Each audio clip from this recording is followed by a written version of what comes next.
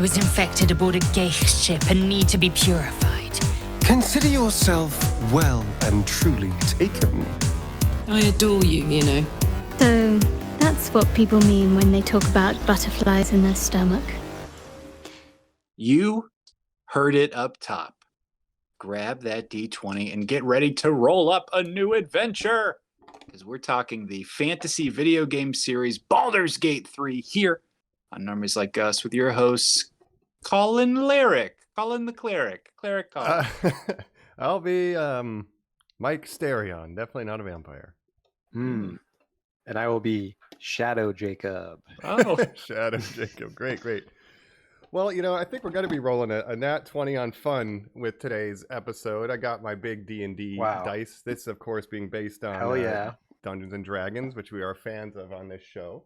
Honor among Baldur's thieves. Gate 3, set in the Forgotten Realms, famous, D&D setting. So, we'll head down to Baldur's Gate. We heard that line a little earlier this year, Mike. That's right. Absolutely. The Sword Coast.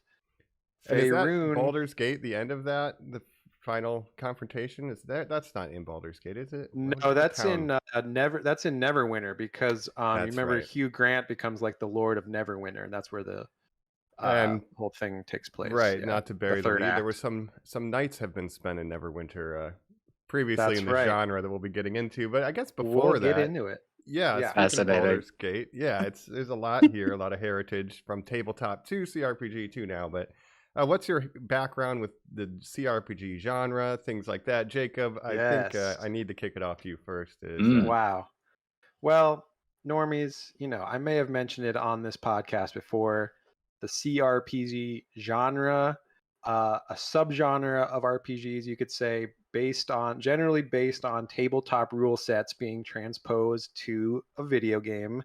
And I'm a huge fan of this subgenre. It's a niche kind of genre, but I think the fans of this genre are very hardcore about their fandoms. So it's it's kind of a community, and I love it. And Baldur's Gate 1 and 2, right? Yes, back in the 90s. Go all the way back to the 90s, Normies, 1998, right? Now I want to ask you guys. Were you playing a lot of PC games back in the 90s, or were you more console boys? Because I was a Nintendo boy, but we also had a family PC in the living room, and I would just be playing PC games all the time. So let me ask you guys that. For me, we would get the occasional Jacob. Like my dad would definitely pick up The Sims and stuff, but somehow we would miss the phenomenons of like the WoW. I was not a World of Warcraft guy or anything. I was not a WoW guy. Yeah, go ahead, Mike. No, I did. We had a PC too, but I was mostly playing like Doom and stuff like that. I didn't do any of the RPGs. Like 97, Final Fantasy VII came out, so I was doing all my RPGing on a PlayStation 1, and eventually I would play like Deadly Alliance and Champions of Norath and games like that are sort of similar to CRPG, but it's like the console port. Morrowind, so I didn't really play Elder Scrolls, that kind Thief. of stuff. Yeah, Thief. So but that's PC. Well, I would say, 1997, 1998. This was the golden age of PC gaming. I would say, because you had, I was playing like Age of Empires, real-time strategy games like that. I was playing StarCraft, shooters. You had, Half-Life. Yeah, Quake at you this had point too. Doom, Wolfenstein 3D. Those are a little older, but StarCraft was still huge good for us for sure. Yeah, Unreal Tournament War was going on Star at that Forces. Lots of great PC games. No, not for you. No, somehow I missed that, man. I always wanted to play era that one. of the boomer shooter kind of is right around there too. But we're talking But I top would down, go not first person. Yeah, Right. Mhm. I would go with my family. We'd go to like the electronics store, like a not Blockbuster. What was it called?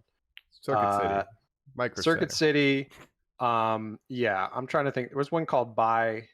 We would get ours from Costco. Best Buy. Yeah, Best Buy. Oh yeah, That still exists, wow. right? Retail, man, what a flash from the past. Yeah, but I would go into Best Buy. I would look through all the boxes of the PC games. I'd be like, which one has like the coolest art? Which one looks cool? And one time I picked up this game called Baldur's Gate, and I was like, what is this? This looks cool, fantasy. I'm down with it. Took it home, installed it, and tried it out. And I was a very dumb child at the time, so I didn't truly get into it because it's a little above my head at that time. But that was my start with CRPGs and Baldur's Video Gate. games just used to be so hard, Jacob. Oh yeah, for sure. You couldn't always Google every solution either. There wasn't 10 No. YouTube videos that show you how to do it. You don't even have to read now. Yeah. You would just have to, you could buy like those guidebooks, right? Where it would be like the official guidebook. Or you could just look up stuff on the internet, try to get like cheat codes or whatever, right? Dig through a GameFAQs forum that's like 6 months old and half of it's useless information, Yeah, absolutely. The good old days. Mike, I want your history of this franchise, but real quick, Jacob, you always recommend there's kind of a Fallout-y CRPG one. What is that franchise? Because that's one I've always wanted to play. Fallout? That is the first two were CRPGs. Oh, I guess so. That's right. It started as a CRPG, Fallout 1 and 2, and then the sort of spiritual sequels to that are the modern, more modern games, Wasteland 2 and 3. Oh, that's what I'm thinking of, Wastelands. Yeah. I've always wanted to try those ones.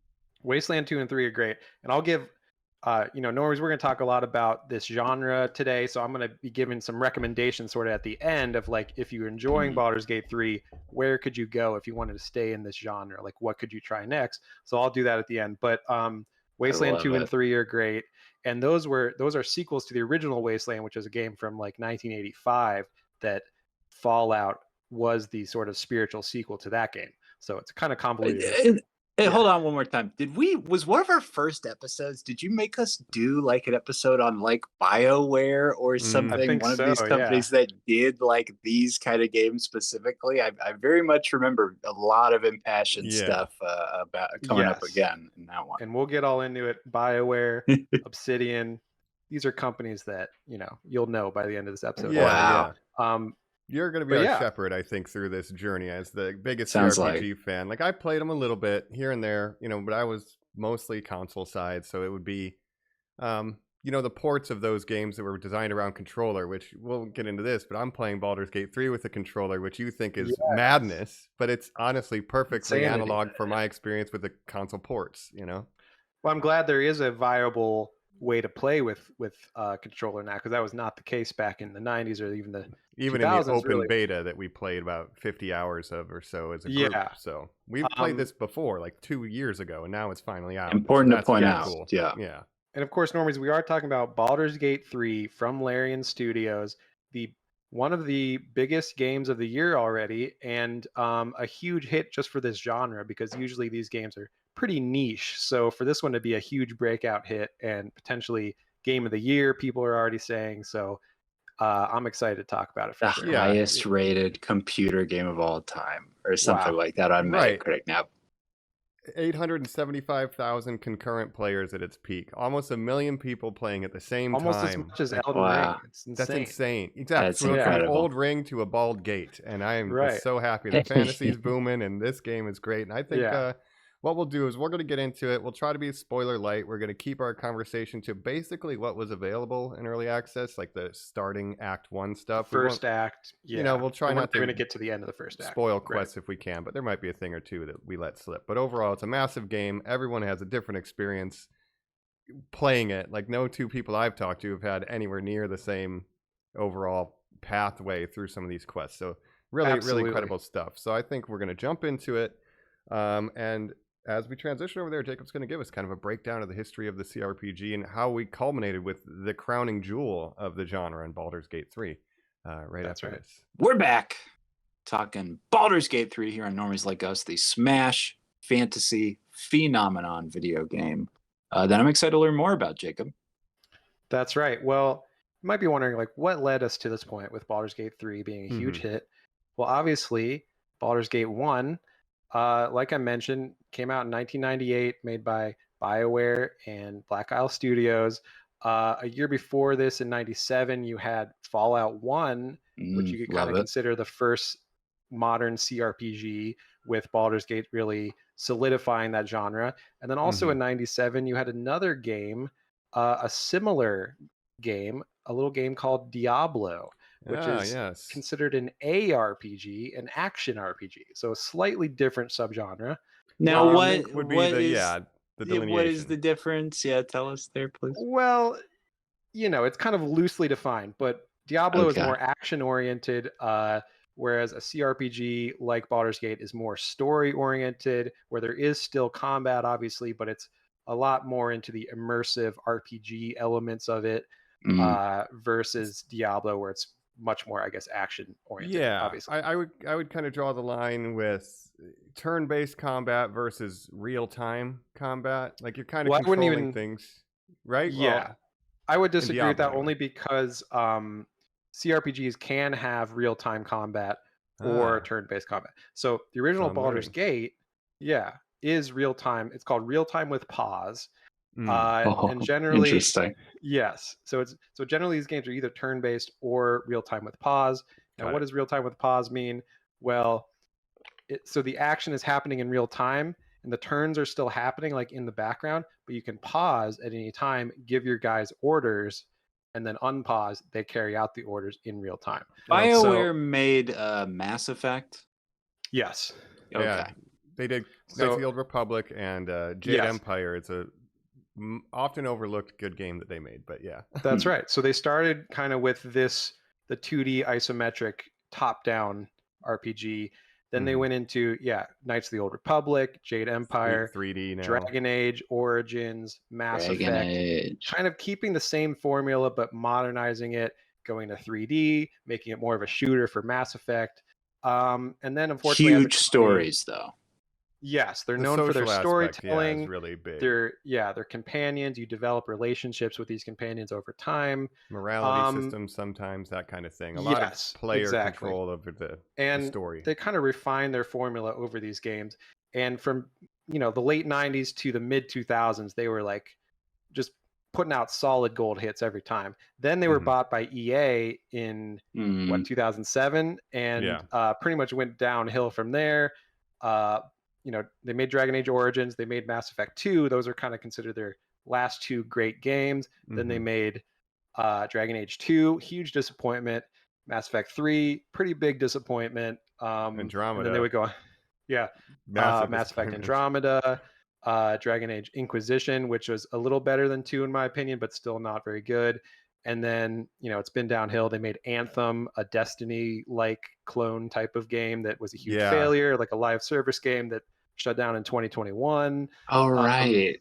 What's interesting is this whole thing starts with BioWare and Baldur's Gate and the license for D&D or whatever. But now BioWare, they kind of get pulled away. So it's not like they kind of seeding the idea. But then it's going to take another studio that's inspired by that, and they're going to take the reins over. And I'm, alluding to Larian, but if you can kind of bridge the gap between, Baldur's Gate and Larian.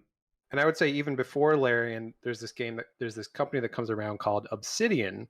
And Obsidian was founded by former Black Isle employees. So Black Isle goes out of business in pretty much right after Baldur's Gate 2 and in those games in the early 2000s. But then these former Black Isle employees form Obsidian. Obsidian would kind of take the mantle. They made KOTOR 2 after, BioWare made KOTOR 1. They made Neverwinter Nights 2 after BioWare made Neverwinter Nights. So, and then they would go on to make what I would argue is the best Fallout game, Fallout New Vegas.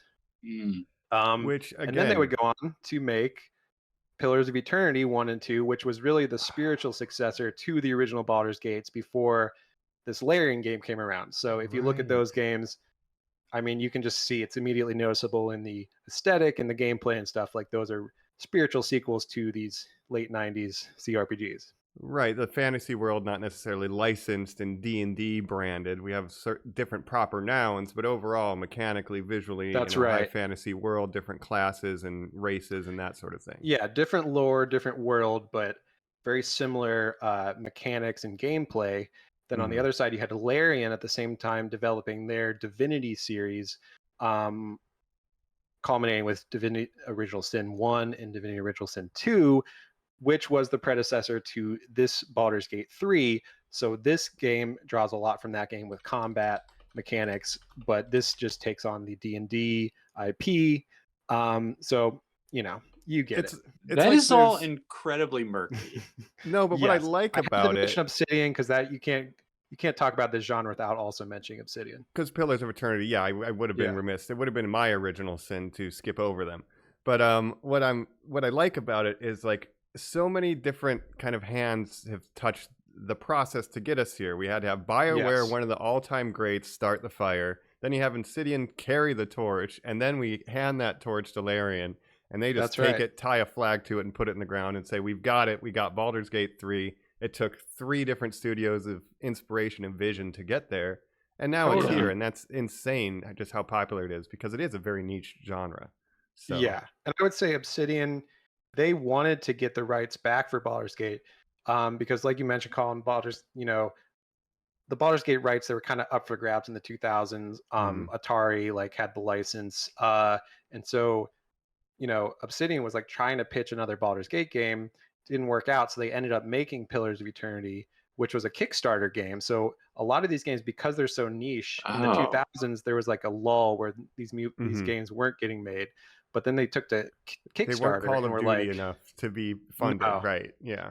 But the true fans are like, we'll pay you on Kickstarter. Let's get these projects made. That's how Wasteland 2 and then Wasteland 3 got made. So a lot of these smaller CRPGs are getting funded through Kickstarters. And then you have Larian, a Belgian game studio making their Divinity games.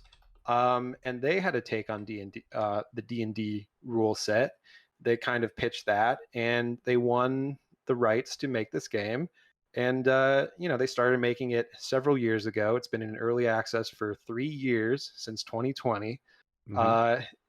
And now it's finally here. So, yeah. Can I ask you, Jacob, before we dive into the actual game itself, what is it in particular about this genre that you like so much? And of course, to point out, we're all role players here. We enjoy Dungeons and Dragons. Is that sort of part of it?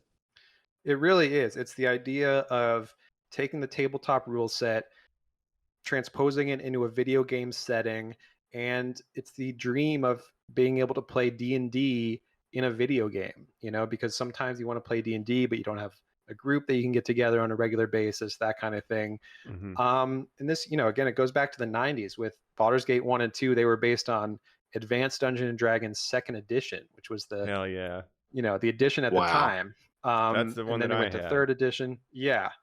And then this game is based on 5th edition. So it's changed a lot over the years, but there's been many attempts to kind of transpose this tabletop rules set. Because if it can work on the tabletop, it should be able to work even better in a computer. It's just the math, and it still uses a similar dice system and damage roll. Like it's sometimes the rolls are happening right in your face in this. In other games, it's in the background. But I like there's a movement at this time to get D&D, basically fantasy influenced stuff, to a video game. And on like one side, we're dealing with the pathway of Western developers doing things like Ultima and Elder Scrolls. Like that's where you're getting the first person. Like, what is D&D? Oh, I'm in the character, first person swinging a sword. Then you have Final Fantasy, Link, Zelda, the Japan take, where it's turn-based action, epic story. Right. And then this CRPG is actually like, how do we make it feel the most tabletop-y in gameplay expression, right? So that's like, this is the purest kind of D&D type game is what I'm getting at. With the real time with pause, which was the most popular method in the 90s to 2000s, to kind of transposing to the turn-based, where other attempts have been made to kind of like with the Pillars of Eternity game, there is a way you can do turn-based or real time with pause, or with the Pathfinder game. I mentioned the Pathfinder's games in our last Whatcha, if you remember, Normies.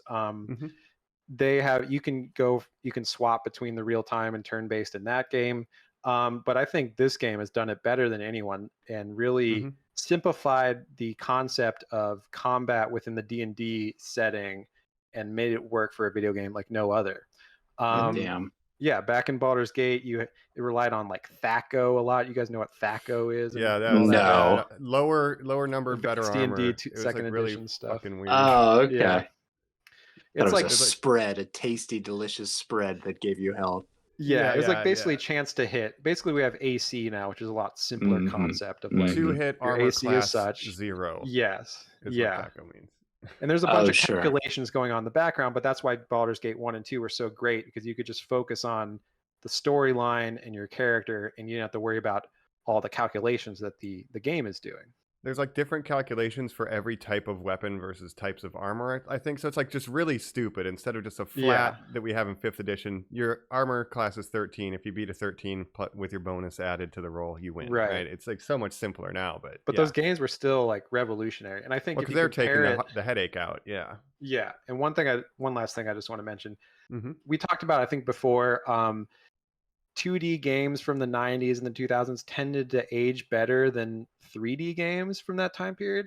Mm-hmm. If you look at Morrowind, Elder Scrolls Morrowind, which came out in 2002, 4 years after the Baldur's Gate games, like by today's standards, you wouldn't want to play like you could play Morrowind for like the nostalgia factor, but like the graphics are just rough, the combat is rough.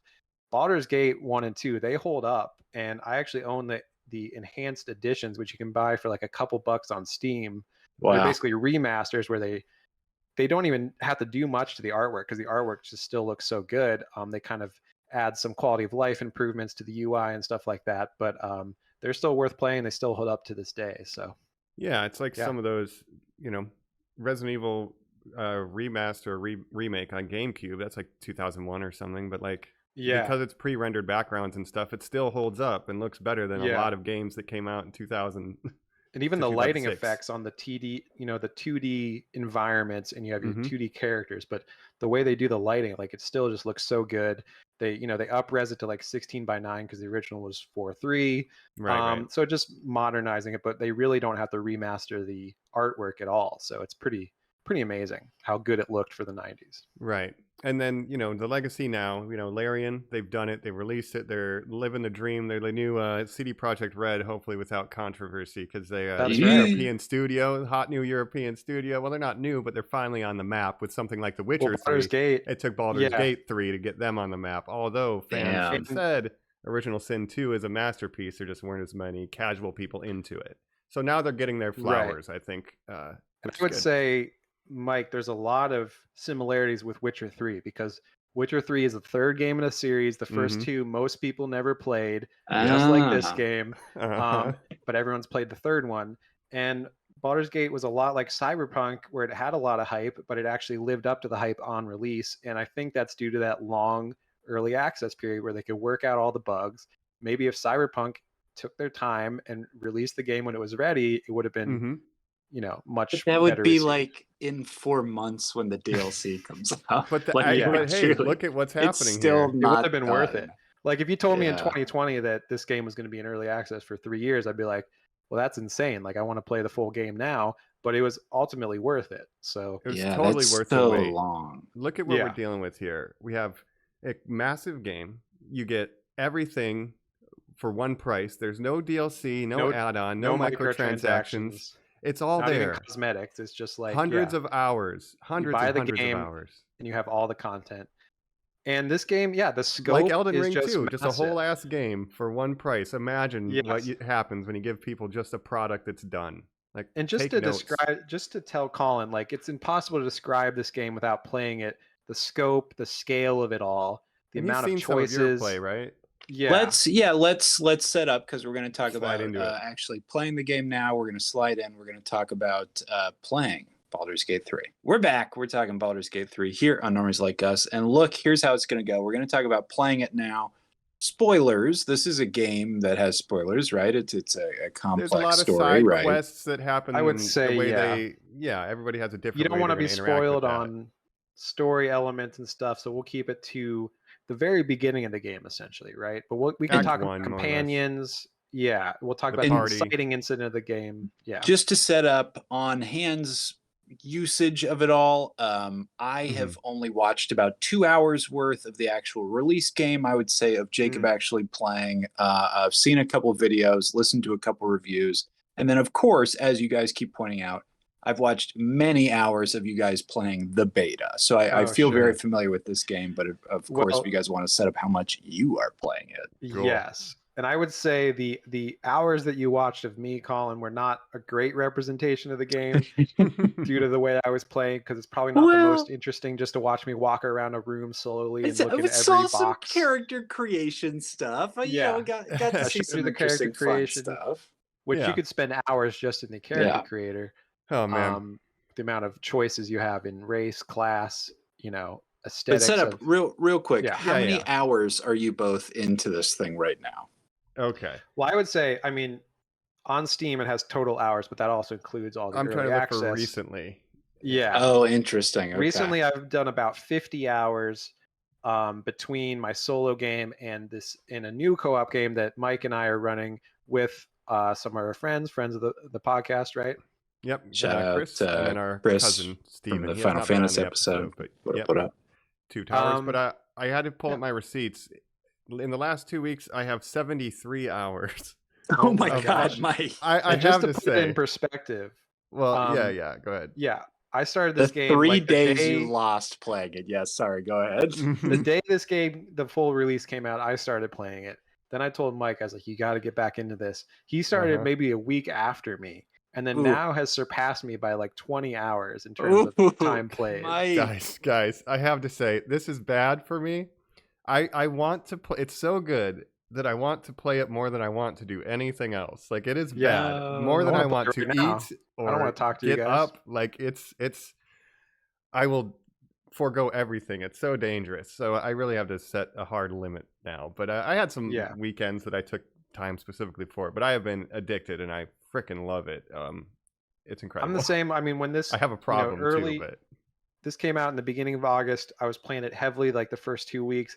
I ended up having a pretty busy schedule this last couple of weeks, which really sucks because it's limited my time playing this. Like, we want to not have real life. I want to live in all the day. Forgotten I'm Realms. thinking, like, why can I not just play this game for 8 hours straight? Like, please, I need a day. I where want can to just play fight this the game. Harpers. I want to fight the Harpers game. Yes, Harpers, Harpies, it's got it all, man. Yeah.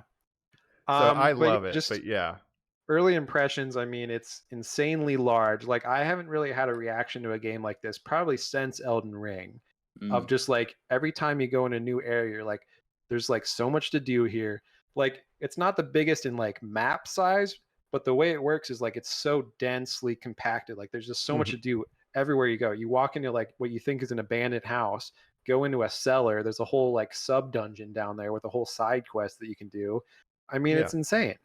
There's stuff that you could just, every little village, town, area, whatever, hub has just like a mile deep worth of content. Like, there's entire quests of, if you can learn speak to animals, there's entire quests of just animal shit that I have not interacted with at all. Like, there's so many layers of stuff. Voice cast for every animal in the game has a human, has like English, voice lines for you specifically if you and use like they want you to go animals. retrieve things for them, or they're having trouble with other animals, and it's like That's and incredible. some people will just never see that because they're not going to do speak with animals. So there's an entire world of content that just they know so many ways to somebody's play the just game. not going to see. Yeah, and you're not supposed to see everything on your first time, because you could literally play this game dozens of times and not have the same experience twice. Like, it's that varied to where different companions you're bonding with, different play styles. You can do evil, you can do good. I mean, you can do a lot more than that, but it's just insane. And even the order in which you do things, like we've played the intro several times for the open beta, so we've done the beginning of this game a lot. And then, I would just go different areas because I didn't want to see stuff. And then I would return to an area we'd done in the beta. But now the situation has changed just because of the time it took me to go there. Like, the world is kind of moving around you, even if you don't realize it. It's not static, it's evolving. Yes. And, Mike and I were comparing last night, like, what have we done in our solo games? And he had done stuff that I hadn't done. I had done stuff that he hadn't done, because it's that much. You can just miss stuff. I've played 50 hours and I haven't even finished the first act of 3 acts. So I'm still in the first. I'm just getting to the end of the first act. I'm ready to move into act 2. But like, it's an enormous game. You could spend 150 hours easily in one playthrough of this game. I spent 70 hours and I just got to act 2 last night. Like, I finally said I'd had enough in Act 1. Jacob kind of pointed out some things that I might have missed that I checked out. And then I was like, okay, I think I'm pretty confident now. And we went. But let's talk about a little bit of, our characters, because the character creation is a big thing. We can talk about in general, like, that system. And then some of the party members that we meet and kind of the role that they... Because what they do is the other characters, they're kind of teaching you what the other classes are in the game. And by playing solo, you learn how to play each class. So then when you make a new game, you're like, oh, I had fun playing as the wizard or the cleric or whatever, where normally you might not roll that character for yourself. So it's kind of cool that you get to learn how to play all the different classes. But first you got to make your own, if you want to. It's as varied as real D&D, where there's so many different play styles. You can be a magic user, you can be a straight bonk boy fighter, you can be a bard, you can be a ranger, like literally, anything in D&D. Any you can 5th be, edition class. But yeah, you pick your race, they have every, elf, half-elf, halfling, all that stuff, dwarves, tiefling, dragonborn. I think I saw something that said 29 different subspecies, something like that, for the races. That's like incredible. All the different dragonborn colors, like there's like different colors of dragon. There's like deep mountain, like 10 different dwarves and there's shit. drow, deep mountain dwarf. Yeah, whatever. Yeah. They do really good barbecue. But I will tell you, so for my character, I went with a warlock, a tiefling warlock who is a great old one worshiper. So basically I am so what is a warlock? This, like, as opposed to a wizard, wizards read books for magic. What do warlocks do? What makes them different? So warlock generally has a pact with a patron, and the patron kind of gives them their magical abilities. So that's just so there's 3 subsects of warlocks in this game. So you can your patron is either the great old one, the fiend, or the fey something, right? I think the third one is something fey. So good, the bad, or the ugly. Yeah. The fiend is like a devil. The great old one is like an eldritch, Lovecraftian Cthulhu. Yeah, which fits in perfectly with the storyline of this game, which deals heavily with mind flayers and illithid powers and psionic mind control. So I'm really kind of RPing that of like, I'm already worshiping that stuff. So like, I'm into it, baby. Oh, okay, gotcha. Powers, So I'm not evil, but I'm kind of using those illithid powers, which is another element of this game, that you have a parasite in your brain, right? And the more parasite powers you consume, the stronger you get with psionically, but you're also altering your body potentially in your mind. Yeah. So the opening of this game, we saw it in the open beta. You're on an illithid ship. You're being kidnapped by mind flayers, and they put a tadpole in your brain. And everybody you encounter that joins your party, they all have tadpoles, and you're like, shoot, we all have the same problem. We need to get these out, or not, whatever. And generally, you're bound together by this kind of fate. And the mind flayer tadpole is how they turn. So they turn people into mind flayers with this tadpole. So it goes in your mind, it changes you, you turn into a mind flayer, right? But for some reason, these tadpoles are not changing us. We don't have the symptoms of becoming a mind flayer, because they're special, but they do give us these special powers. Yeah, and so that's a difference too. Like I leaned completely out of the tadpole stuff. And real quick, I made a halfling fighter. So I made a little hobbit guy who uses a giant sword, and he runs around and he just does the most damage. He likes to jump very far. He can jump really far because he can't run very far. So to get into battle, he leaps as far as he can and goes crazy. He's like Frodo. I named him after the child of Samwise Gamgee named Hamfast. So he's Hamfast Gardner. He's a little Hamfast, and he runs around. And, it's great. I love him. That's amazing. But he leans out of the tadpole thing. I have not done anything I haven't said, give me more tad daddy. Like, I'm no more tadpoles for me. I have no powers. But Jacob has a ton of powers. And so it's like, that's a choice that we made. Yeah, I'm sure there'll be no negative side effects of consuming these illithid powers that are changing the chemistry of my brain slowly. Giving me that'll be totally short-term rewards for no penalty, I'm sure. Yeah. All my companions are like, definitely don't do that. That's a bad idea. And I just ignored him, and I said, what do you know? I'm a great old one warlock. You're a fool. Yeah, I know Cthulhu. And but my character, I have high charisma, because warlock is a charisma-based spell user. So their charisma modifier is what gives them their power, which also allows me to be a very good talky boy. So I can talk my way out of things. I have high persuasion, high deception. So a lot of times I can just get out of fights by just saying, hey, we're cool, right? And then that's a totally viable way to play this game as well. I just get as many bonuses that I can cast on little Hamfast, because he's not a good talky boy. And occasionally I will admit to save scumming a conversation if it's like, no, I want to see the this way. So I'll just cheat. But I'm a 34-year-old man playing a video game in his free time. I can play it how I want. That's my time's limited. Yeah. Every way of playing is viable, and that's what's amazing, is that there's so many different ways you can play.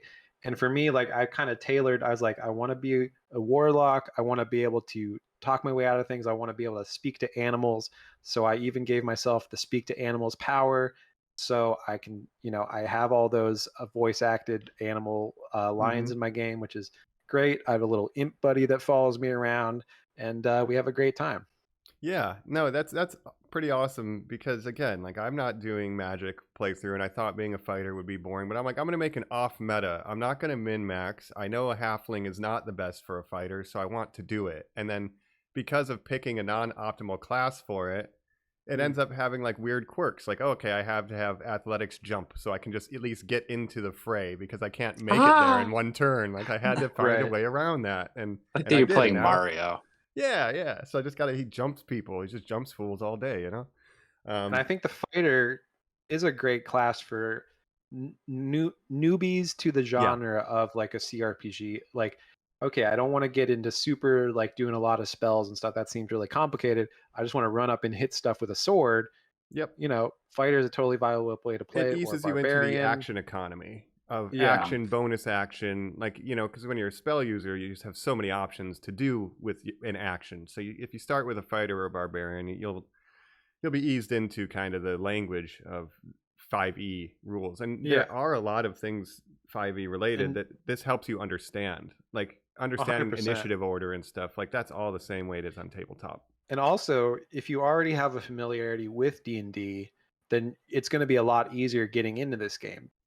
Because it's all the rules are the same. So if you already understand the basic concepts of D&D, you're gonna have a good time with this game.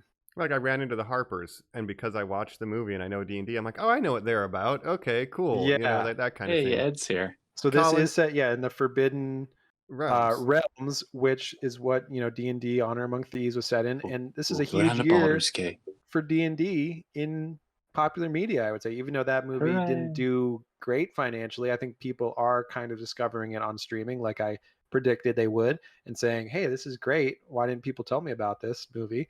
We even come across a book that alludes to the Red Wizards. Like there's things that happen in that movie that are like, Zaztam, villain from the movie is the Red Wizards of Thay. So it's Colin, awesome. If you were going to make a character though, what would you do?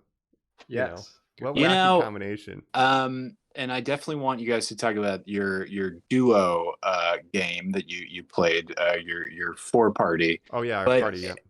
I was talking to Jacob while he was playing, and he was like, "What would you play? What would you play?"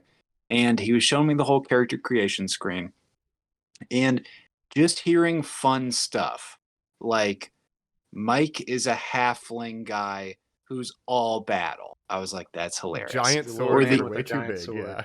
The other member in your team who you said is a half elf, half what else? So that's kind of like our headcanon, but he's a half elf, half tiefling. Oh yeah. You can't really make that in the game, but he's a tiefling with no horns and you guys said skin. Just through aesthetics, he's setting up his own lore, doing stuff like that. My point being that you could be so creative, so imaginative. It truly made me sit down for a second and be like, I bet I would pick something dumb. But I said cleric up top, and I did say to Jacob, like, maybe I would do something kind of fun like that, even though, and I also want to hear you guys talk about the companions. You pointed out it's kind of useless since you can just kind of have a buddy medic with you the whole time. Yeah, one of your main companions is a cleric, but you can also just leave that companion in camp. Like there's a companion that's a warlock. He never gets to come along with me because I'm already a warlock, and it's, overlapping of skills. So Will stays in the camp. So even if you double with one of the companions' classes, it's okay. I think maybe it's good to mention the companions because, like I said, they each kind of fulfill a specific role as a class, and it teaches you kind of what that class is about. So yes, and this is really a staple of the just to say this is a staple of the CRPG genre, and this reminds me a lot of the BioWare game Dragon Age Origins, which had a big companion aspect to it, like Mass Effect on the sci-fi side. But there was an aspect where you would go back to camp every night to rest. You would talk to your companions. You would do their side quests, and over time, you would gain a bond with them. And so this game really reminds me of Dragon Age Origins. Well, getting a bomb with them, and I know you're about to literally list their names off mic, but like when you like when I think of like Mass Effect and companions, like when did this sort of history start of like, and also Jacob, you should be able to fuck all these characters. Yeah. Content Well, I alert. think that's It's getting gone back. mature now. It's gonna get a little mature going forward. Yeah, It's kind of gone back years, right? But I think what Baldur's Gate 3 does that's a little different than a lot of games like Mass Effect is it kind of shows everything. It shows nudity. Oh wow! You can toggle on and off. Here's the thing: people talk about Mass Effect like these relationships are so amazing, but they cut away before anything good happens. So it's like, why? What are you even doing here? I mean, they're like smoke monsters and frogmen and stuff in that. Hey man, so like, what happens to the Forgotten Realm stays forgotten. Yeah, right. I guess. But I think what also makes this different is just the horniness of all your companions who will actively try to like get with you as soon as possible. They are have to beat them off, rizzing you up. They are rizzing you up. You've never felt more desired. Right. So, yes, please. This is how, everybody in your party is very attractive and they are all trying to get at you, right? It's a very horny game. And they're all, the other thing is like compared to Cyberpunk had a very specific, if you wanted to be with Judy, you had to be a woman because Judy only gets with women. Other characters only get with men. Like none of them were bisexual, right? Every character in this game is bisexual. I'll just say that. And you can romance anyone with any gender, whatever you want. Yeah, and you can have the Riverdale of video character. games. You can be anything you want, however you want. Yeah. You can have a throuple with Astarion and Shadowheart if you want. It's great. Yeah, but like that's true. The character creation is awesome because all the characters want you no matter what. But you can create like.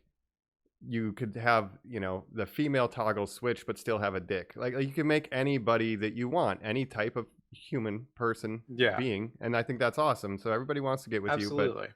But let's run through it. We have Astarion. He's a thirsty vampire boy, right? Oh my God. Well, we have, he's a rogue. If we're going in order of appearance, right? We have in lae'zel. Order of appearance, like how they look? Wow. Or... no, like no, in the game, I know. The order that they appear. Yeah, let's do that. So we have lae'zel. We have lae'zel, who is a gith Yankee. Now, a gith Yankee, you're like, what the fuck is a gith Yankee? Well, this is a lesser known race within D&D that I call the Klingons of D&D. Yeah. They're kind of a warrior culture. Tall goblins, the Gith Yankee are like them. They're what? Tall goblins. But they're green. They're green goblins. Right. Goblins. Right. Yeah. Well, I don't know if you know this, Jacob. There's actually a very famous Green Goblin. Oh no, is there? Oh yeah, he kind of would fit in with this group, I think. Yeah, get Willem in there. He'd fit right in. But the Gith, so the Gith are the mortal enemies of the mind. They're the rivals of the Mind Flayers. They used to be kind of enslaved by the Mind Flayers. They broke away, became this warrior culture. But there are two subsects of the Gith. There's the Gith Yankee and the Gith Zerai. So the Gith Zerai are more like the good Klingons that are now allied with the Federation and TNG versus the evil Klingons. So it's like, warrior culture of good versus warrior culture of evil kind of thing. Yeah. So they look like green reptile people, right? Yeah, they're like very lanky, tall, they're skinny, but they're like silver armor powerful. And silver swords. Yeah. They ride red Gith dragons. Lanky? Yeah, they're Gith lanky. Yeah, they do ride dragons. They're extremely badass. They're trying to stop the Mind Flayer. So you meet her. She wants to kill you, but then you have a psychic tadpole. So she's like, "All right, we're gonna work together." But she thinks she's the boss because she's very militant. Yeah, she's very bossy. I'm helping you if you wish to come along. Who are those evil Klingon twin sisters? What were their names? The Duras sisters. Lurza and B'Etor. She is the missing Duras sister. Interesting. Yeah, I love it. I love the House of Duras. Yeah. Of course. Then we find Shadowheart trapped on the ship. Shadowheart's then we find half elf. My girl. Yeah, she's I think she's a high elf. Right. She is a worshiper of Shar. She belongs to the cult of Shar, which is the goddess of darkness and shadows. Yeah, and is she's the a opposite cleric of Selûne. Yeah, Selûne is the goddess. That's definitely of light. not her real name. She's taking on this goth hot ass name. Shadowheart. Man, that's her Tumblr. It is the most edgiest name possible, Shadowheart. It is. But that's why I love her, because she's like a goth she's an emo girl, and She's an emo my girl, type. yeah. So she is my number one girl in this game. Right. So then we have the once the ship crashes, we the intro, we do a thing, but then you can meet kind of in any order now at this point. Yeah, right? but generally you have Gale, you have Astarion, then Yeah. you have Will, then you have Karlach, right? So yeah, so let's go in that order. Gale, trapped yeah. on a rock, wizard man. Gale.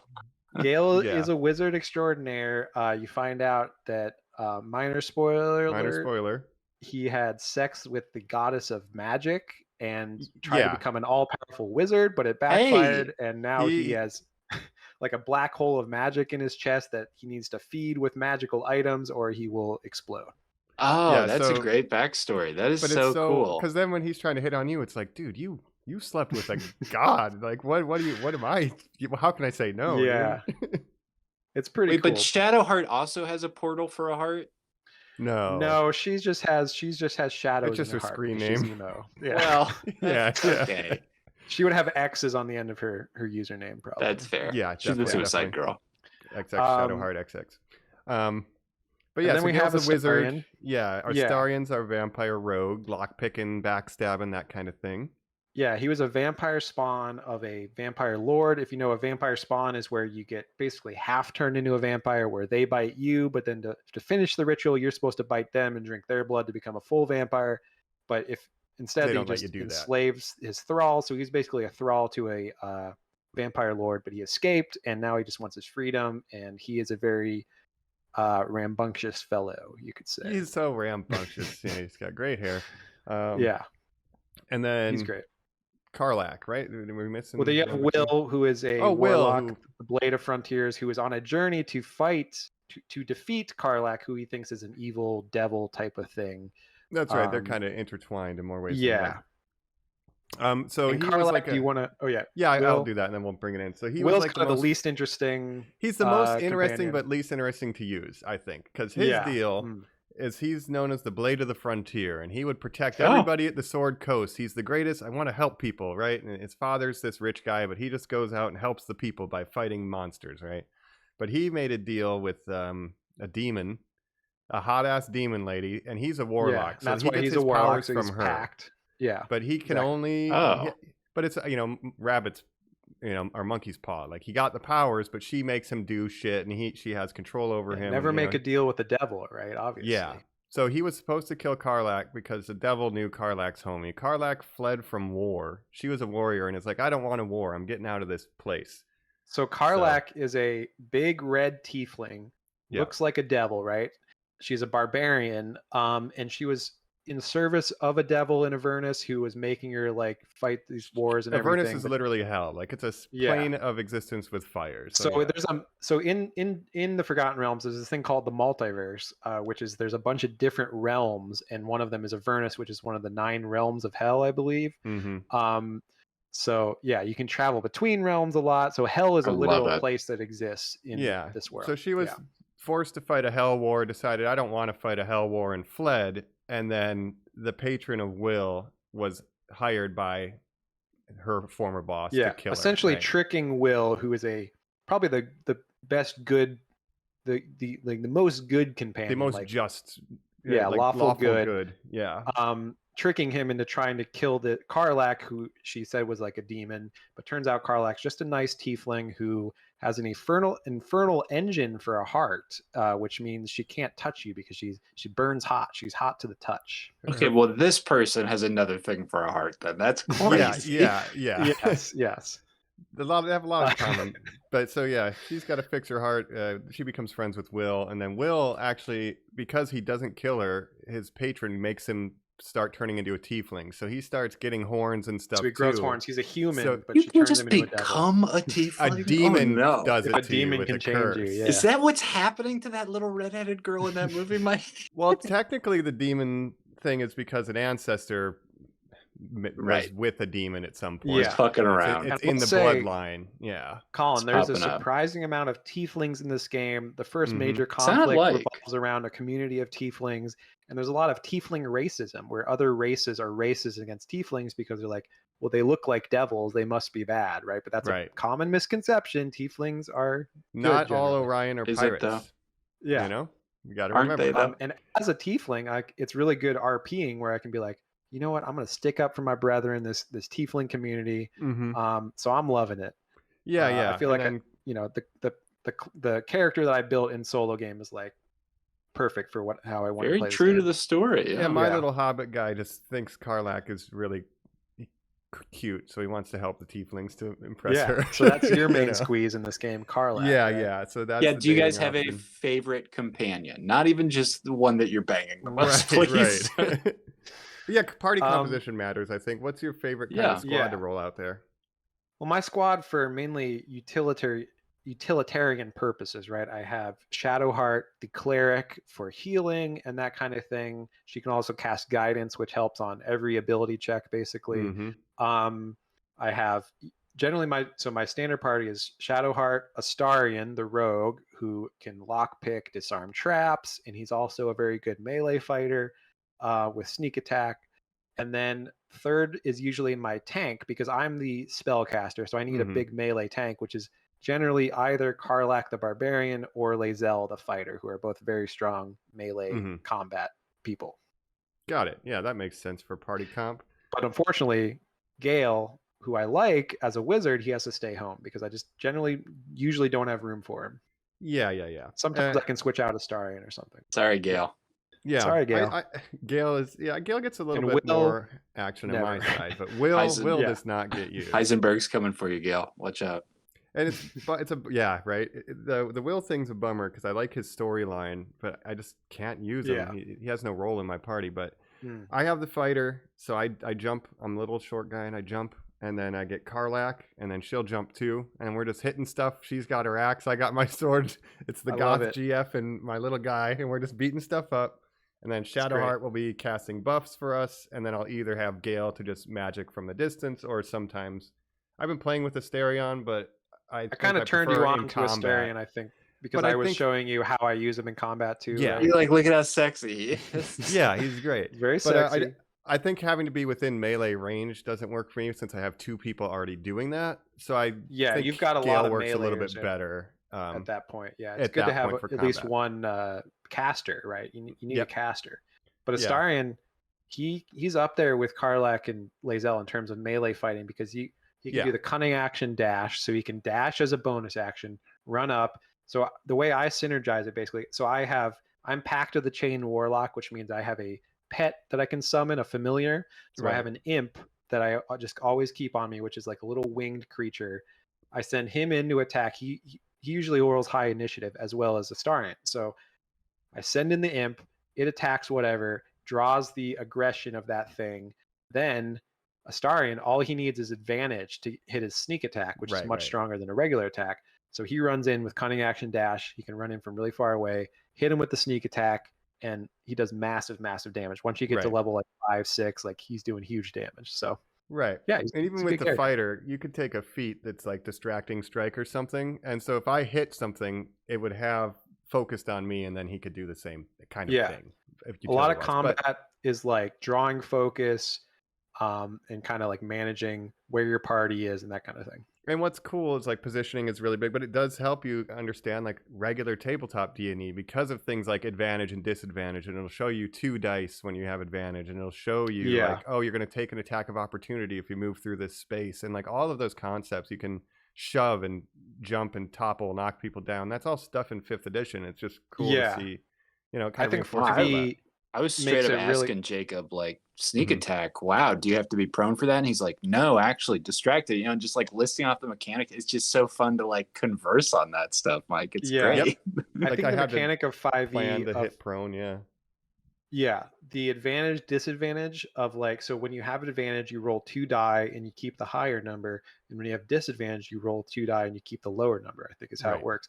And that's just such an easy concept to understand versus earlier editions where they were kind of more complicated than they need. Plus bonuses, maybe, depending on who you are, and it was a mess. And conditions 5th edition, easy, like being threatened or stuff like that. Like, it's just it's pretty well done combat wise. And I want to mention too, you're talking about synergy and like min-maxing, but I did watch that video you sent. It was a comedic video, but it's 4 halfling barbarians, and all they did is made 4 halfling barbarians, and it shows their antics. But like, You could do that too. You don't have to have a perfectly balanced party. If you just want to be 4 wizards, totally.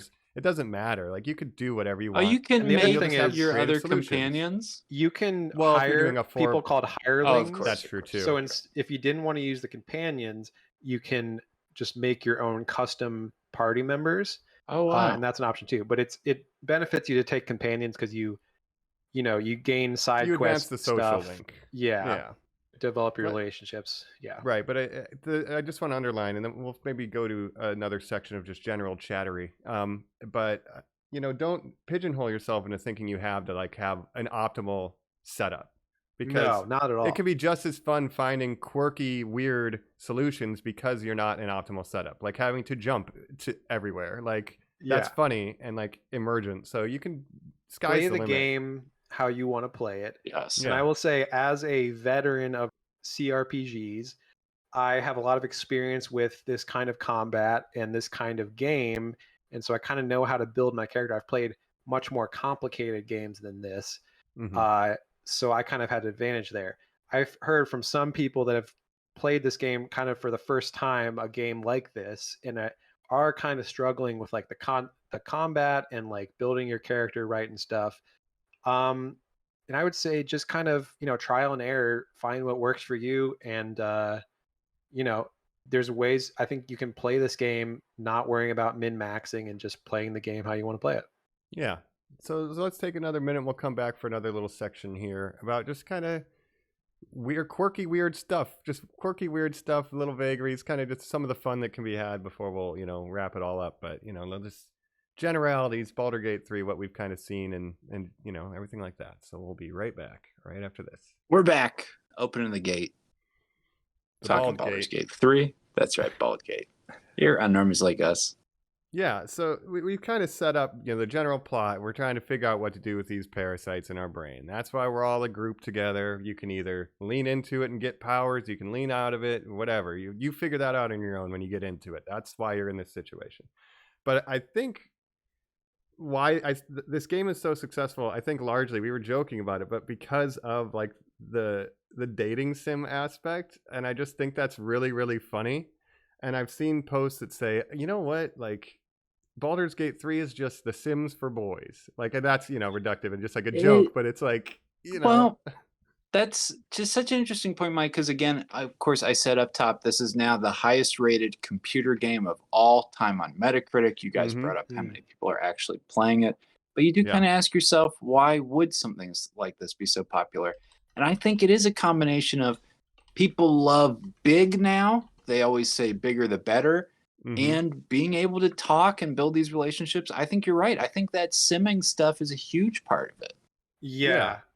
I would say it's one of the most immersive games that I've ever played, in that when you're playing it, you really feel like you're living in this world, and it feels like such a lived-in world.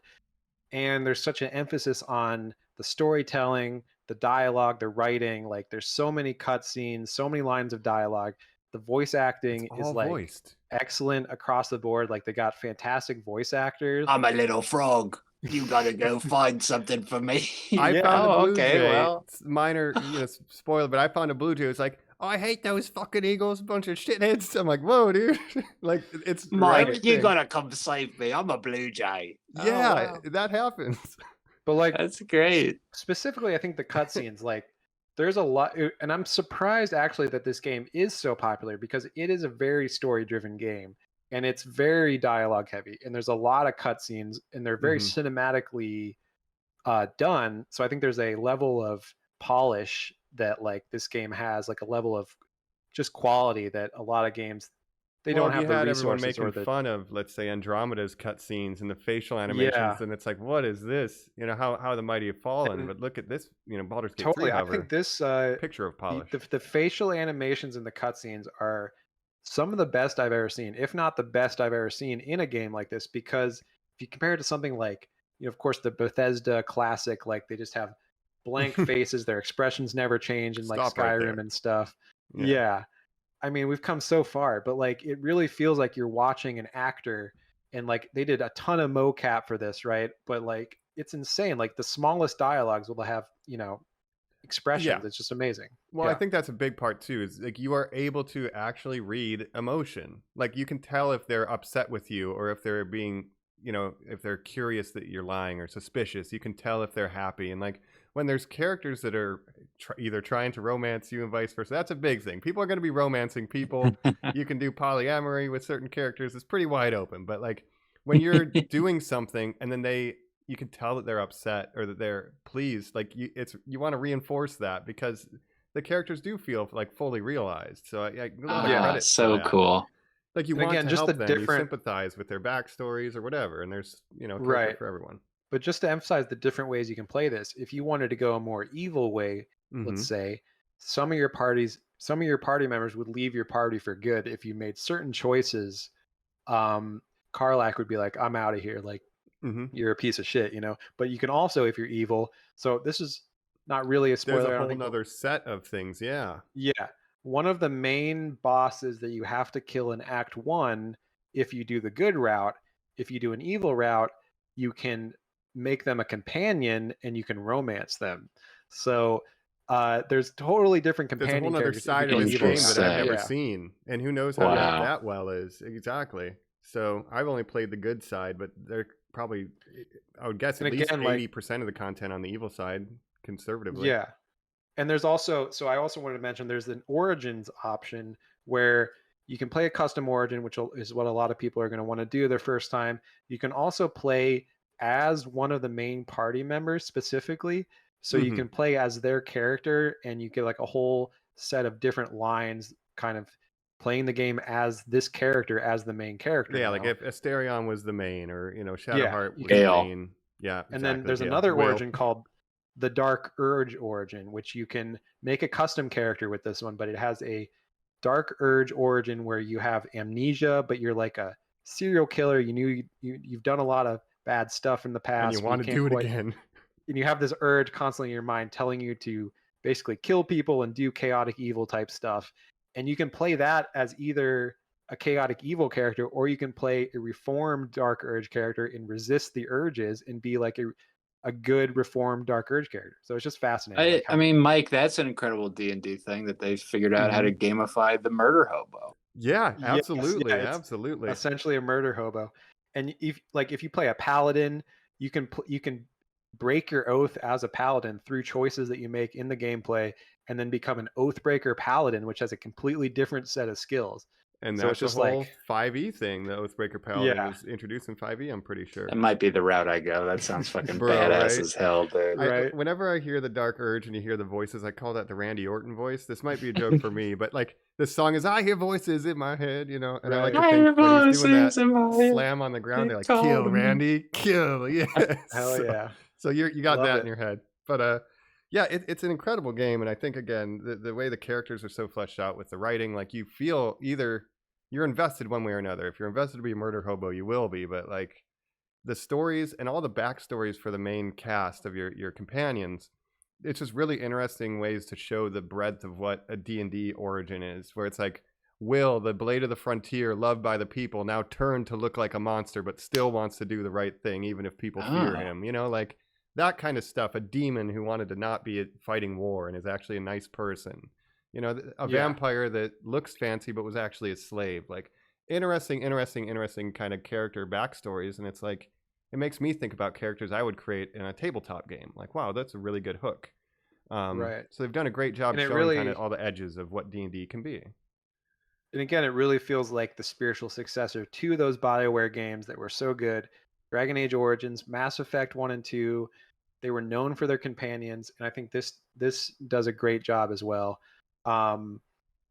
Just a fantastic group of companions, interesting backstories, interesting perspectives, and even the ones that I didn't like at first are like really growing on me. Like lae'zel, who I found very annoying at first, her personality. Yeah.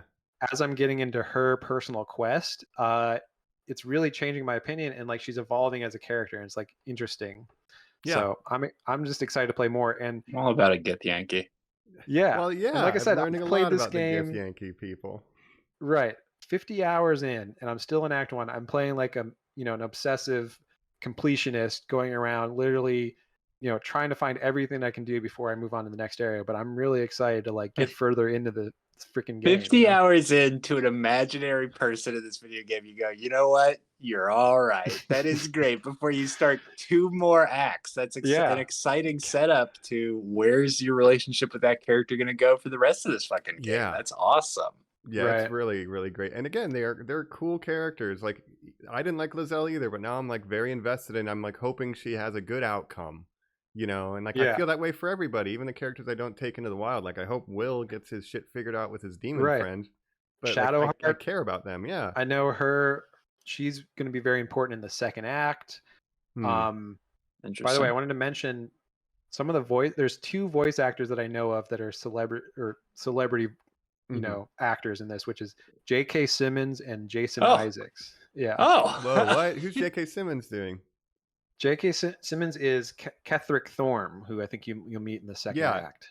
Okay, I do know who Ketherick Thorm is. Yeah. Okay. J.K. Simmons. So when you hear his voice, you'll be like, "Oh yeah, that is J.K. Simmons." That's cool. And then the evil Mr. Potter father, right? Jason Isaacs Love plays. Jason Isaacs. I would assume somebody completely evil. He never plays anybody good. Probably, yeah. Even when he was in Star Trek, he was like actually an evil Star Trek captain. That's right. So. What a twist! Yeah. Trying to see the name. But honestly, I know Colin. Go ahead. Sorry, you're not a PC gamer. You have a PlayStation 5. Well, here's the thing.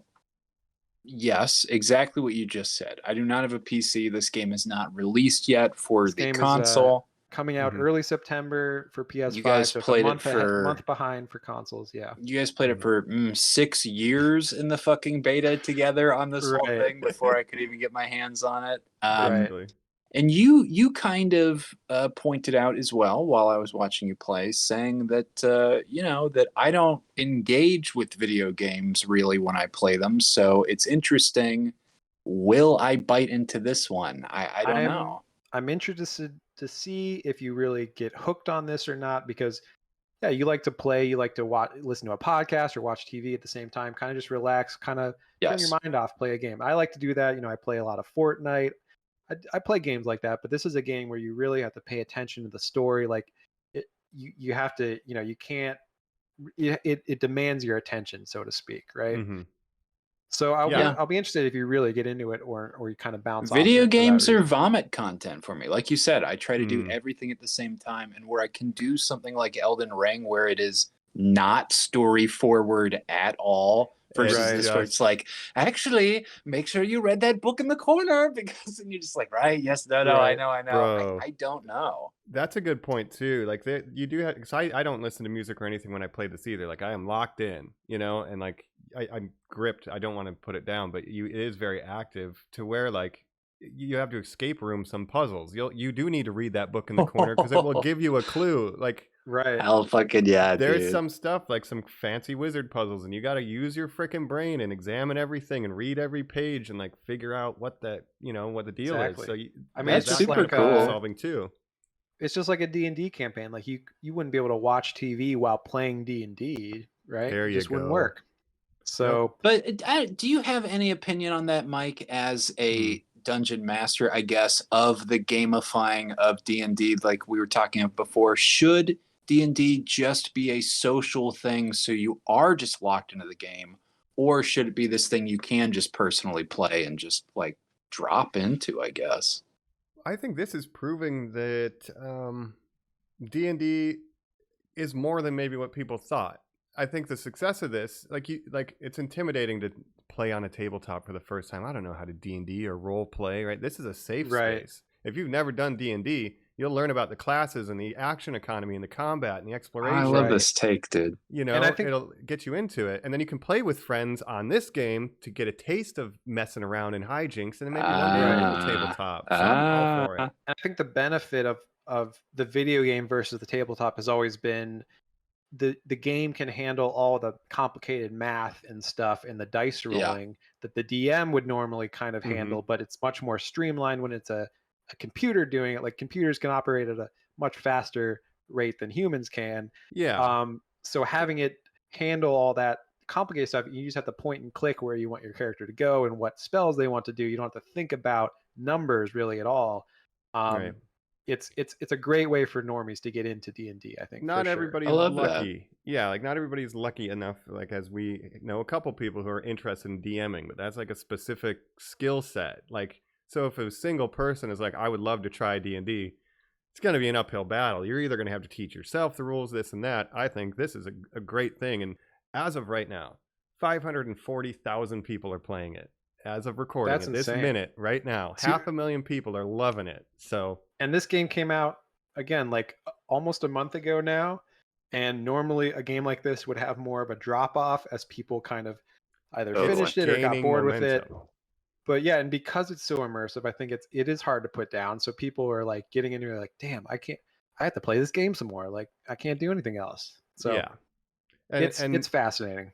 It really is. It really is. And I'll just say one more little anecdote before we hop into final thoughts. I think we're getting around there, but just the fact that like this many people are playing it, and I can imagine now if Larian is just chill about it and they're like, okay, modding community, go, like here's the tools, like this could be a forever game. The number of homebrew, campaigns and stuff people would make, Tomb of Forgotten Horrors or something, homebrew that. Like people they could install the modules. You could do Ravenloft. Right. Like how cool would that be to run those campaigns in this engine? This could be forever. Like I love this idea. I think with all this goodwill, I think Larian should make Baldur's Gate 4. But obviously, if they started production today, it wouldn't come out for at least 5, 6, however 7 many years, right? So it'll be down the line. Is good enough. Yeah, it's like Skyrim good. I think like this could be played for 7 years and you wouldn't get bored. Right. With the right. And with Mike, the success that it's experiencing. Yeah. In your opinion, Mike, how close do you think we are to like a fucking helmet, like just like give your life away to fucking video games? I think we're within 30 to 50 years of getting what we imagine Ready Player One-ish to be. Okay, that's a little longer than I thought. Better. I appreciate that. Yeah. VR needs to be more affordable for the average consumer once they get to that point. Because right now VR is still like a huge sticking point where most casual gamers cannot and do not want. I just don't want to put a thing on my face either. I just don't want to do it. It's too big. No, nobody does. But once they figure that out, with how much this is taking over my life though, like a slightly better VR helmet, I'd pretty much be done for, so the storytelling and the performance of digital characters is already it's right there, it's more compelling than like a lot of TV shows that I've watched and I'm the star. Like I you know what I mean? It's like you're telling your own, it's like it's incredible. It's like making your own TV show. Yeah, and I do want to shout out again, like a big reason why this game is so successful is that Larian had the time and the resources to develop the game to the point where it was ready to be played. And, they were allowed to have that. Like, obviously, not every game has the resources that this game had. And I think this is a huge lesson for game studios that it shouldn't all just be about how fast can you get the game out. Who cares if there's like a million bugs and stuff. Like I hope other studios learn from this and be like, okay, if we take our time and make it really good, it's going to be a huge success and people are going to be talking about it for months and it's going to win Game of the Year because that's what this game is going to do. Well, you shouted out, Jacob, you said that this one was really taking the cake from Zelda Tears of the Kingdom, which of course sort of got accolades for the same thing. So let's hope this positive behavior is kind of paid off. Absolutely. It's interesting because I haven't played Tears of the Kingdom. I played a little Breath of the Wild back when Tears of the Kingdom came out, but I think this game's got it beat in terms of just the focus on story. I mean, Tears of the Kingdom had the whole building mechanic going for it. Do it all. Yeah. People have moved on by this point, and I think the new thing, I think it's going to win this year. Listen, I forgot to mention human connection. You befriend Zelda. Zelda, take your clothes off. Zelda takes her clothes off. You guys know that my most anticipated game that I've been wanting to play for months, that I've been telling you guys, it wasn't this game. It was a little game called Starfield by a company called Bethesda. Oh, I was going to call it Skyfall. That's how dumb I am. Skyfall. Starfield, which is the first new Bethesda game in years, and the first new IP from Bethesda in like 26 years. Mm-hmm. And I was very excited to play this game, which comes out in early September. And now I don't know if I was going to pre-buy it I was gonna, so I could install it. I could play it the day released. Now I don't think I'll have time to even get to it by that because I will not be finished with this game. Well, hold So- on. Let's call one more shot then, Mike. This game or Armored Core? What do you think is going to be better? 100%. And that was your most anticipated. What? Yeah. Well, here's the thing. All right. A month ago, I was talking about Starfield. You were talking about Armored Core. You just want to get to the September so you can play it. Zelda's? I'm gonna get to it. Right. And Shut up, nerd. I played the beta of Baldur's Gate. I'm sure it'll be good. It'll be good, but it's not going to be like Armored Core. No, this game is game of the year. It's wow. Yeah. Final Fantasy 16 came out. No one this year, talking if you about guys it. remember? Yeah. about 2 Fucking months Spider-Man ago. 2. We all got stuff we're excited. If Joe was still alive, he would be like, saying right. Spider-Man 2. He was in this plane that took that dimension door. He's in and everything. he's in Avernus, I think. Yeah. Is that what they call Pennsylvania? That's a good place, though. Let's go ahead. We'll transition to final thoughts, and we'll wrap up Baldur's Gate because that's very good, predictive of what is this thing going to be and what impact will it have on the industry. Right after this, We're back, closing the Baldur's Gate because we are wrapping it up, talking Baldur's Gate 3 here. We're going to give our final thoughts. I just wanted to say real quick because I didn't have too much input having not played this game at all. I wanted to bring up 2 retro things. I wanted to make sure to shout these things out. Were either of you guys big Gauntlet heads, fans of the Gauntlet franchise, video game franchise? Colin, you know what? I forgot to mention this earlier, but part of the reason why I bought Baldur's Gate 1 back in the day in 1998, I didn't know what Baldur's Gate was. I didn't know what D&D really was, but I knew about this game called Gauntlet. And I looked at the artwork on the box of Baldur's Gate and I was like, this kind of looks like Gauntlet. I know there's like a warrior and a wizard and you go around the dungeon. Party dungeon crawler, Jacob. Yeah. There was just something about it. So I was literally just thinking about that. Like in a lot of ways, Gauntlet kind of was the original game like this, where even before Elder Scrolls, like the early, like Elder Scrolls Daggerfall and that kind of stuff, like Gauntlet, you're talking the 80s, right? The mid 80s. Oh, I mean, I had a babysitter, shout out Joe, another Joe, who showed me this on PC. And Mike, I know you'll love this. I mean, this was kind of the emergence of those browser-based emulations. Do you remember when those were kind of like big or whatever? And you would hit the F5 to put more quarters in. And it was like, you could play forever. And I just remember like, my mind is blown. Yeah. Totally. Gauntlet is a classic arcade staple. Yeah, that's a very good drop, man. Well, one more. I really wanted to blow your mind with this too, Jacob. I was thinking about this because I've watched you play this game. You've talked about this game. You've told me the plot of this game endless amount of times, but you have not made this connection on why I think you like this game in particular. Okay. Now, old normie heads know if you listen back to a certain run of our episodes, you dropped a fact where you said, hey, my favorite book series, Harry Potter, I like Redwall, and I of course like Animorphs, which is about these slug yerks going in people's brains. God, and, that's like, true, yeah. Taking control of them. Where every time you talk about this, I think It's I'm like, very it's Yerk-like. Animorphs. Yeah. Well, you got a year in your head too? Yeah. and Colin, you also pointed out when I was describing the story to you, you're like, oh, so it's like Cyberpunk with Johnny Silverhand in your head. Wow. Damn. Right? Very much That's so. not Very bad either. similar idea where you have And- this thing in your head that's like taking over I your got to get body. this thing out. It's the whole driving force of the story. Well, here's the adventure we're going to go on. And it's like, oh, Jeez. shit. You're right. And you know what? You can, if you choose a druid, you can be an animorph. Just full stop. That's right. You can be a wild shape. I was in our early Oh plays. no, I was a Tobias, I badger. got stuck. Oh no, Mike got stuck as a badger. Yeah. Stay 2 too hour long as a limit. badger. Don't worry, I'll still make love to my lover as a badger. I We'll love it. make it work. We're We'll doing make it Animorphs work. next week, right? Next Let's episode. do an Yes, Animorphs without playthrough. a It's doubt. 4 druids. Without a doubt. It's I'll kind be of also Tobias. Redwall-esque. You're going around being Yeah. like, Mouse, what can I help you with? Bro, we That's need true, to do an talking to Animorphs animals. playthrough. Yeah. By the way, in 4 this game, druids. you can get a dog that joins your camp, and you can get an owlbear cub that joins your camp and just hangs out. And this, I have this dog and this owlbear cub. So I can cute. pet You them can play both. fetch with the dog. You throw can the play ball fetch to with him. it. I can Yeah. talk to it. It's amazing. Yeah, if you speak with animals, you can talk to it outright. It's played by Will Ferrell in an R-rated film. That's so Strays. interesting. We got to get our Strays tie-in for this episode. What's one thing too? Geez, Scratch, the Larian Studios put out a thing at one point that said after a week, like, he has been pet X number of millions of times so far, and then it was like millions, right? And everyone like, these numbers are far too low. We got to pump these up, even though it's in the millions. Like, and with those stats, there were some interesting stats they were releasing about which class people were going with, which was the most popular. What do you guys would guess is the most popular number one class that people are picking? It has to be wizard. Yeah, it would have to be a magician of some. I'm going to say wizard. Wizard.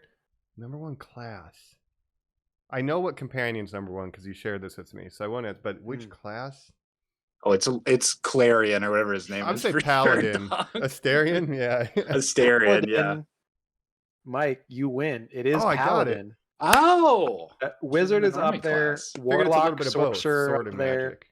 There's a lot of high charisma ones I noticed at the top because a lot of people are picking high charisma because of the Paladin's dialogue charisma options. too. Yeah. I just want to talk. Fighter is kind of up there too because that's kind of the intro. Just the go-to if you just want to be a melee kind of build. But yeah, it's a great game. And by the way, we're talking about Armored Core 6. We're talking about Rubicon. Yes, we're talking about Starfield. Do you have something in your head in that game? Sorry. And the whole reason that Larian released this game on PC on August 4th was because rather than September, they released it a month early because they were worried about Starfield and Armored Core taking away people's attention. But it turns out that may have been a genius move by them because now everyone's hooked on this game and they're not even going to play those other games. No, it's like how the Meg came out before Barbenheimer. We all went to the Meg. We all went to Megenheimer. I saw the Meg. But it's amazing that it's stealing all the thunder, for these really like Armored Core is this week, and I'm like, not even excited. Like I'm excited, but I would rather be playing this. Starfield is September 6th, which is around the same time that this game comes out on console on PS5. So yeah, it'll be interesting to see if those games kind of live up to what they were expected to be in a post Baldur's Gate 3 world now that we're living in. I'm just glad that we have 2 years back to back. 1 year is Elden Ring, like I said, complete fantasy style RPG, but really focused on combat and immersion in the world, not a lot of talking. Then we have the exact opposite, a fantasy game focused on the talking, not a lot of combat. You could just talk your way out of a lot of the fighting, but it's like still this fantasy thing, immersive, and it's going to be game of the year, I swear to God. Yeah, like it has to be. I also just want to say, like, as I've been on Steam, I'm seeing what my Steam friends list, what everyone's playing. And there's been times where I've had 4 or 5 friends on Steam all playing Baldur's Gate. And I have not seen something like that, again, since Elden Ring, when everyone's playing Elden Ring at the same time. I do also think there's something with like the JRPG dating sim side of this. I know it's been in the CRPGs, but it gives me very big like Persona vibes. Yes. Like, I'm just I just want to do my social links so bad. I want to advance all of my social links as much as I can, and it's really addicting to just get invested in those stories. So maybe that has something to do with it. It really is the interactions with the characters that they created. I think the characters, the story. I mean, it just everything just sucks you in, and you're just like, I love this world. I just want to live in it and spend so much time in it, and you just get lost. And it's one of those games that you look up and you've been playing for 4 hours straight, and you're like, it's 3 a.m. Where did the time go? I haven't drank any water today. What is happening? I feel sick. I shouldn't be doing this. I've read in the Underdark for 5 books worth of text. Yeah. Can I ask before we get out of here, and Jacob, I would like you to give some recommendations before we get out of here too of some other CRPGs to try once they finish this in 6 years. But absolutely, you have any shenanigan type moment, something funny that happened to you or your little group, anything? Just real quick watching. I did watch Jacob miss twice on 2 90% chances to hit, and a bunch of curse words followed. That's a classic of the Warlock. I seem to miss. I have generally 60 and up percentage, and I'm missing 60s, I'm missing 70s constantly, and I'm just like, what the hell? These are XCOM numbers for me. Like XCOM is another game that I've played, turn-based combat that draws a lot of inspiration with this game. Right. But yeah, I've had so many little, and there's so many little story things. Like you'll talk to, like, you can go into a settlement and talk to like every single NPC, and they all have something interesting, some little thing that you can do. Like it's just fascinating, like how much there is to it. And I've had so many different like interactions that have been funny, and like the whole Zast Tam thing I was talking to you about. Yeah. Like, I love that. Like the tie-ins with the Honor Amongst stuff that's been in Honor Amongst Thieves. They mentioned the Harpers as well. I'm like, I'm ready to go join the Harpers, baby. Come on. Yeah. Oh yeah. No, we're doing group game. I'll mention quickly too. It's the same group that we had for the beta, and we're doing our thing. You know, me and Jacob are using our same characters from that we've described in this episode, and then we have a bard and a cleric. But you know, we were running around trying to play on the highest difficulty, and we were just at a normal early stage battle, which is some regular human thieves and stuff, and it just went pretty much the bad. First battle you can get into once you land on the ground. Yeah. Right. So we're getting our butts kicked, but we're trying to fight these people. I try to light a barrel on fire, but then I light myself on fire, and then I'm dead. Oh the my door's God. open. We're trying to create a kill funnel, but all we end up doing is picking up whoever's dead, pulling them inside the door, keep and trying to shutting close the door. Yeah. And they'll open it and fight us. We'll try to drag the next my dead. Like, God. please leave us alone. But And you know, there's literally kind of cascade of bad things happening. In planning this co-op game, I was in our Discord saying like, you know, I've been playing on the default, the middle difficulty of the level in my solo game. I've been breezing past like every combat, like I've been killing it. And a lot of people, you know, more normie people who may not be used to this combat are saying like, normal difficulty is really fucking hard. Like I'm getting my ass kicked constantly. People are saying that. I found the default difficulty pretty easy, especially once you get to like level 4. Yeah. I was like, let's go up. Let's do the hard difficulty. Let's try it. We got our asses kicked. Like, it was wild. It was just, we were Yeah. trying to hold on though, and kept closing that door. I just remember the comedy of open the door, pull our dead comrade in, close the door, and just hope they don't kill us. Yeah. Man. So yeah, it's a great. It's been a lot of fun. We're playing that like one night a week now with our friends, and I'm looking forward to playing again. It's been a blast. You know, and maybe kind of worth saying, I don't know if the fever is carrying over, but we're all about to embark on a real life tabletop role playing game as well pretty soon that the three of us will be part of. And I'm so excited. I'm excited for the energy you guys are going to bring to it, having played all this now. Yeah, my schedule's getting so booked now because I've got Cyberpunk night now. I've got Baldur's Gate night. Like it's getting crazy. Podcast. We have 3. I'm here for yeah, it. dude. Yeah. That's fucking how it goes, my man. But I'm excited for it too. And maybe this is a good way to lead into my recommendations. Yes. So I thought a lot about this because if you're someone who's just getting into this genre, you've 100%ed Baldur's Gate 3, you've put in 200 hours or whatever. I don't know how you did it, but congratulations. You played 8 hours a day for the last month. I've watched 2 hours of it. You've played 200. Congratulations. Yeah, congratulations. And you're like, hey, Jacob, where can I like play more of this kind of game? Like, what would you recommend? And well, let me tell you, normies, there's a couple different paths you could go down. I would say if you like this game because of the combat and the mechanics, I would go to Divinity Original Sin 2, which is the Larian game that they made right before this one. It has a lot of similarities. It's a different world, a different lore, but still a very good game. So that's one way you could go. If you want a more old school CRPG feel, you could even go back, like I said, get the Baldur's Gate 1 and 2 enhanced editions on Steam. They're like $5 each. You can get Icewind Dale enhanced edition 2, which is another kind of a spin-off of set in the same Forgotten Realms.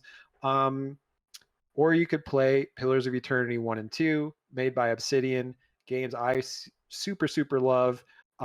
They're definitely you're getting more hardcore in terms of they're not all voiced, like they don't have the production value of this game. It's a lot of reading. It's very dense. It's not for everyone for sure. It's like a novel of a video game, but it's a really cool game. And Pillars of Eternity 2, Deadfire especially, I really love. It has a more nautical theme to it. You're on a ship traveling around this archipelago and like that's awesome. Yeah, you're learning about these different native cultures and stuff. And this is a world similar to D&D but different. It's Obsidian making their attempt at a spiritual sequel to Baldur's Gate 1 and 2, like I said, but it rules and it still holds up super well for a 2014 mid 2010s games. So that's another route you could go down. And I also want to shout out Pathfinder Kingmaker, Pathfinder Wrath of the Righteous. Talked about it on the last Whatcha. That, of course, is also based on a offshoot of D&D called Pathfinder. It's a little more stat heavy, a little more for the hardcore min-max nerds out there that want to perfect their builds and stuff, but those are super fun games. And then again, if you want to get away from the fantasy genre, you can play Wasteland 2 and 3. 3 is the newer one. I would definitely actually start there. It has more of the modern, quality of life type things. And if you wanted to take it in a more cyberpunk direction, the Shadowrun trilogy is also very good. There's a trilogy of video games in the Shadowrun universe that, which is a fantasy meets cyberpunk kind of feel. Universe. Yeah. Yes, From based Netflix's on Bright. Our favorite movie, Fairy Bright, Lives Don't Matter Today. Yeah. starring Will Smith. Based on the Bright universe. But it's like elves and that those races elves in the and cyberpunk magic, setting. but also cyberpunk. So you can have a deck and you can be surfing the cyber webs. Yeah, but what if an orc wore a hoodie? Yeah, right. you'd probably have an accent. According to the those Bright are universe. turn-based, According to the Bright universe, not me. Those are turn-based combat, as is Wasteland 3. So there's a lot of routes you go down. So I would shout out Pillars of Eternity, Wasteland 2 and 3, Pathfinder games, Divinity Original Sin 1 and 2, Shadowrun, go old school, play Dragon Age Origins, play the Mass Effect games, play the original Baldur's Gate, play all of them. And you know what I love? I don't even think it has to be limited to PC anymore. I believe a lot of those you can just get on the Switch now. Oh, absolutely. Yeah. Well, BioWare started making the transition to make more console-friendly games like Dragon Age Origins and Mass Effect, which they were like really trying to get the console audience. So they got away from that hardcore PC style that the old heads love, but made it more acceptable for everyone, I guess. Sorry, and I know we're trying to get out of here, but just because you kind of just said that, it did jog my memory. And I know you guys talked about it a little up top, but I thought maybe let's just expand 2 more seconds on it. Yeah. Mike, playing with the controller versus how Jacob was playing with the keyboard. When I was watching him, it seemed so keyboard intuitive and focused and stuff. I could not imagine. And he switched it over for me to show so many dials and it's very clicks. Interesting. It's So very many wheel different based. things. I don't know. So with the keyboard and mouse, beta, you're pointing and clicking. But controller, go ahead. Standard style of CRPGs, point and click, a massive menu with a trillion icons, but you just click them. You can reorganize it, customize it, no problem, right? Yeah. But, I kind of... Hotkeys. Yeah, and I've been a controller boy. I played, Dark Alliance and shit on controller, PS2 and stuff. Wow. So I'm kind of used to it. But yeah, the beta didn't have it, so I tried to homebrew it. Did not go well.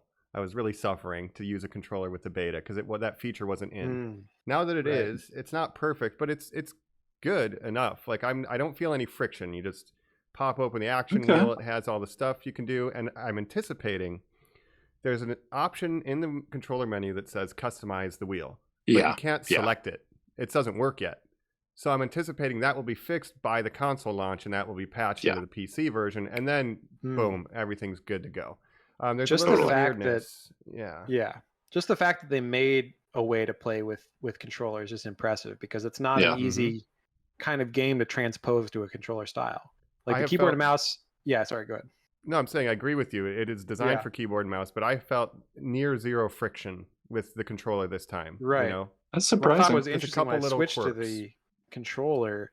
So like keyboard and mouse, you're pointing and clicking, your whole party goes where you want, right? Mm-hmm. With the controller, you switch to more of a not a first-person perspective, like but person. like you're controlling your character directly. You're moving them around with the joysticks rather than pointing and clicking. So I think that's a very interesting difference. I think it's kept seeing it like the Marvel Ultimate Alliance games. I was like, Jacob, switch to that character. You're like, I can't. I just play this one. I was like, oh. Yeah. But no, it feels pretty intuitive and immersive because then you're just literally wandering around. Like I'm not clicking and waiting for them to arrive. It feels for me like I'm there because I'm just walking around turning the camera, So that's cool. The only one little quirk is the actions are different for every character. So like attack might be north on my wheel, and the other next character it's like southwest, and it's like, what is going on? And it's because the customization feature so that's isn't something there yet. Yeah, once they add the customization, you'll be able to do it the way you like. And the other thing that we were talking about last night, when I was like, you're like, oh, you can choose which character you like when you're in the initiative turns, when there's not an enemy between your character's turns, you can choose the later character to go before the earlier so character. Like if I wanted to get a buff, so yeah, like I want to buff character A, but character B goes after them, I could select character B, have them do the buff, and then return as long as there's no enemy in between them in initiative. But you didn't even know that, so that was like a thing that controller. There's not a tutorial for that with controller. Yeah. But you can do it, but they don't tell you how. So there's a little bit of stuff you have to figure out. But overall, I'd say it's a good experience either way you play it. I don't want to get carpal tunnel. I do a lot of video editing. My mouse wrist already is a little iffy, so the controller's just more comfortable for me anyway. So I want you to map it to your flight stick, and then I had that for the beta. I had to do the flight stick because the controller didn't have enough buttons for the CRPG. Pew pew. They couldn't create a wheel, but Baldur's Gate. I think it's great. Oh, is Disco Elysium a CRPG? I wanted to mention that when you were. Yes, I was just wondering that. It is. So the CRPG genre is a very loose genre in a lot of things. So everything from Mass Effect to Disco Elysium can be considered a CRPG. But generally, they're a top-down isometric point of view, generally turn-based or real-time with combat pause, or with pause combat, but there's exceptions to every rule. But Disco Elysium, I would consider a CRPG, yes. It's not something where you also just have to have a created central character. You can have the narrative character that is still a CRPG. Yes, you can have a custom character, you can have a set character. It all depends on the game or the story, right? Interesting. Yeah. Well, I think there's nothing but, a wealth of content here. We said also these companies need to not make excuses. When EA and these companies who have record profits and then they lay off hundreds of devs, but the CEOs are getting millions of dollars of bonuses and they say, we don't have the staff, we don't have the time. It's a blatant lie because they have more people on staff than Larian. Larian was hundreds of people across multiple countries. Right. But they took the time. Every company can do this. And for companies that are saying this is unrealistic, it's just them being upset that they're going to have to make an effort. Because if you can pay your CEO $200 million bonus and fire 200 regular employees, I don't think it's that you can't do it. It's that you don't want to. And I think, and the employees are the ones that would prefer to have a longer period of time to not, first of all, less crunch, which is, bad. And then just more time to actually make a completed game. And there's still bugs. I've had bugs in the finalized game. Yeah, you got someone stuck in the ladder climbing animation yesterday. It was weird. Just the whole time. Yeah, they just do this constantly. But still, it's polished. But for such a huge game, of course, there's going to be bugs. Like it would literally be impossible. Like it would just be impossible. Meanwhile, we just released the same Madden with the same bugs from 3 generations prior that they refused to fix, and they're cutting features out. And it's like you're fucking kidding me. You're working with 70% the same base code. Twice what the other one cost? Okay. Yeah, no. Yeah, and you're asking $10 more for that than they're asking for this. So get fucked. Larian, thank you for what you've done. Hopefully you can maintain this quality of content. You deserve however amount of time you want to spend making that, and think people are going to play this until that's ready. So yeah. And I'll just say for my final thought, I think we've gotten, Mike as a more newcomer to this genre. We've gotten your point of view. Me as a veteran of this genre, you would say I've played pretty much every major CRPG in the last 20 years. Like I said, I've tried to hit them all just to see even if they're older games, see how they live up to today's standards. And I got to say, this is one of, if not the best game that I've played in this genre. It's amazing. It's one of the best RPGs I've ever played, and I'm only in the first act. I don't even know what happens at the end. Seriously, yeah, that's incredible. We're feeling this happy, and we're only in the first third. Yeah. What the hell? Of 200. Yeah. With mods. Yeah, it's huge. I mean, well, I'm taking my time with it, so I may put in 200 hours before I get to the end of this game. Do you guys think there will be some big ass DLC? I don't even know if it needs more DLC classes, because there's just so much in the base game already. But more classes, more races. You just always drop that stuff. Yeah. But what I think the could they even modding add? They community is have going to do a lot too. Already. Sorry. Yeah. Multi-classing. I mean, I think that's already in the. You can multi-class, yeah.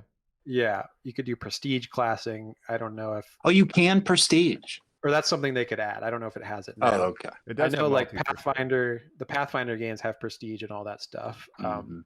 So again, check those out. Wasteland 3, I think in terms of production value, that's one that a lot of normies could get into more than some of these more traditional ones where it's like you might bounce off of it due to the wordiness and the denseness. Like Wasteland 3 is one that has good turn-based combat, an engaging story. It's like a Fallout type of post-apocalyptic game. So I would say check that one out. It's a good game for sure too. Yeah, so start at the mountaintop. Start at the peak that is Baldur's Gate 3. This And is if really you the decide that you best of the want more, best, you so- can work your way down the mountain and get to the bedrock, the Hallelujah. roots of the Absolutely. origins of this genre. But I'm glad that it's this good and I'm this hooked on it because I've not been traditionally big CRPG person, but now I can't put it down. And I'm glad it's getting that mainstream crossover, success. And if that leads people to play more niche games, I don't think that's a bad thing at all. Well, this is to get us to the end, but like Yeah. this is an example of like a studio just making a good film with a good script for like just because they want. They're not trying to hit 4 quadrants. It's not for everyone. Right. It's not like a Like whatever. A24 type of movie. We're just going to make it the way we want it. A and Barbie. We're going to make it for us. Yeah, and then, Barbenheimer. look at that. Yeah. Yeah. And shout out the year of D&D. We had a big Yes. major motion picture. We had the game of the year. I mean, D&D heads, we're winning right now, Yep. After a lot of scandalous, bad. Oh, well, they backlash and they stuff, it retracted does the feel creator Wizards of the document, Coast. so Yes, fans won. yes. At least fans of D&D are winning right now. Yeah. Yeah, Right. I would Wizards, say don't be so mean. that is a great lead-in to say though Mhm. that we would love to hear from you, which you can do at normies_like_us. We can rate, review, subscribe to the podcast. That helps us out a lot. But I would like to know, yes, are you enjoying your year of D&D? Are you about to play some tabletop? Are you playing Baldur's Gate 3? Absolutely. If What you're class are you involved in playing? this, I would love to know that. But if you're involved in this video game war that's about to happen, write in if you're some psycho who's like, no, what did you call it, Mike? Fires of Ember. It's Fires of Rubicon. Rubicon. That's the official Fires title. of the only game this year is Fires of Rubicon. Rubicon. I Yeah. would love to hear that. Yep. I Man. mean, you got a big FromSoft and a big Bethesda coming out, and people don't even care anymore. Yeah, talk Oh about boy. It's Larian. amazing. Yeah. Congratulations, You- fellas. Jacob, And you're ladies. like 2 weeks away from being like a space farmer or whatever and never showing up about that. So I don't want to hear I it. am dude. gonna This is still play that quickly game for going to sure. be, yes, replaced. So, Look, and I feel Fortnite. this way about most games that I get super into, so I Yeah. can understand that hesitation. But this game truly is like, It's all I Which- think it's up about when there. I'm not doing Yeah. it. But what is the great at least hindsight listen for to the Mike listeners? if you don't listen to me. Yeah. But like a month from now, when people look at the Normies Like Us podcast feed, they're like, oh, okay, so here's this episode on Baldur's Gate 3. Oh, so 2 episodes later, there's a Starfield episode where Jacob's like, game of the year. This is the greatest game ever made. Look, we thought Like, it was I've never Baldur's played Gate a 3. game like this. Baldur's Gate's Bethesda's back, bullshit. baby. Nope. Yeah. I'm going to I turn don't the know, Watch we'll It into see. just Baldur's Gate 2 episodes. Yes. Just another Yeah. episode of this. I love it. I can't wait. No, it's been But grown until up. then, Mhm. we have been your hosts. This is Cleric Colin. This is Mike Sterion, in just the amount of time you would have finished character creation. Hey, and this is Warlock Shadow Jacob. Let's go. Roll it up, Normies. Eldritch Blast. Elder Oh. Class. Oh, jeez.